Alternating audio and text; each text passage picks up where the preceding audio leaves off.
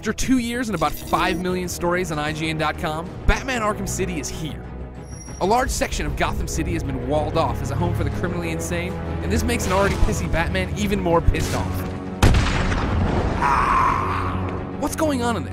Why are all these supervillains trying to kill each other? Can order be restored? You'll have to play to find out, but trust me, you really want to play this game. Whoa, aren't you scary? You're about to find out. The story here revolves around Dr. Hugo Strange running the asylum, and the Joker seeming to be on death's door.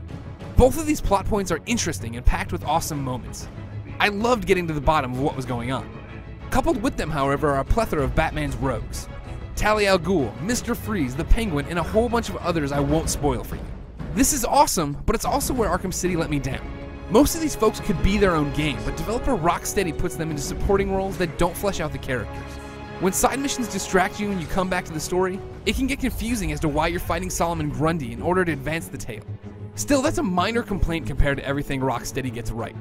The voice acting is spectacular, with Mark Hamill stealing the show as the Joker and Kevin Conroy delivering a well-rounded Dark Knight.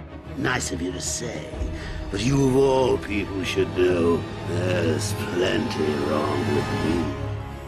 The game looks great with the exception of a few talking heads and some pop-in textures, but when you're gliding around the massive Arkham City map, that's totally forgivable.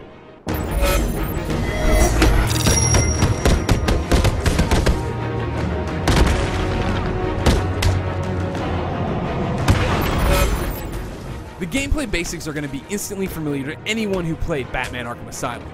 One button strikes, one button counters, and another jumps. Of course, multipliers, combos, special moves, and gadgets add up to make this combat system as deep as you want it to be. However, Rocksteady added plenty more to keep you engaged. Counters can now take down several people at once. You can dive bomb while gliding to pitch back up and gain altitude. And nearly every one of Batman's gadgets has a hotkey so it can be used in battle. Taking out 3 thugs at once and then using a bat claw to pull a 4th enemy into a clothesline is a thing of beauty. Gadgets, of course, are a huge part of Batman and thus Arkham City. Old favorites like the exploding gel are back, but new gems like the remote electrical charge are sure to find followers. Who doesn't like shocking a huge enemy and having him take out his own men? These all play into the Metroid/Castlevania/Legend of Zelda style of Arkham City. Although the map is big, you can only go inside certain buildings, and the dozen side missions only keep you busy for so long. No, the thrust here is solving the 400 Riddler challenges. That means doubling back to places you've already explored to use your new gadgets to get to new areas. This is addictive and sure to keep Arkham City on my playlist for weeks to come. The same can be said for the 24 challenge maps. I don't even like these things all that much as they point out how slow I am at being Batman, but each stealth or combat challenge map has 3 medals assigned to it. On top of that, there are campaigns that string together multiple maps and add in modifiers like lower health. If you dig Batman, there is a ton of stuff to tackle. And that's not even including the Catwoman missions and maps that come with new copies of the game.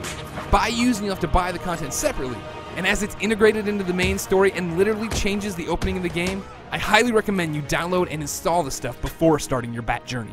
Get your filthy paws off that now. No gun harm? Shame. This is gonna hurt. Batman Arkham City is an amazing experience. The team at Rocksteady does things with the character and the world I truly wasn't expecting. I think the main narrative is stretched a bit thin by random villains, but when I talk about this game, that isn't what I'll bring up. I'm going to talk about my wide-eyed reaction to the opening, the jaw-dropping finale, and the hours I spent searching for tiny, meaningless green trophies. Batman Arkham City makes me feel like Batman, and that's exactly what I want. For more on Batman, visit your local comic shop because they are dying out there. But for more on video games and everything rad, keep it on IGN.com.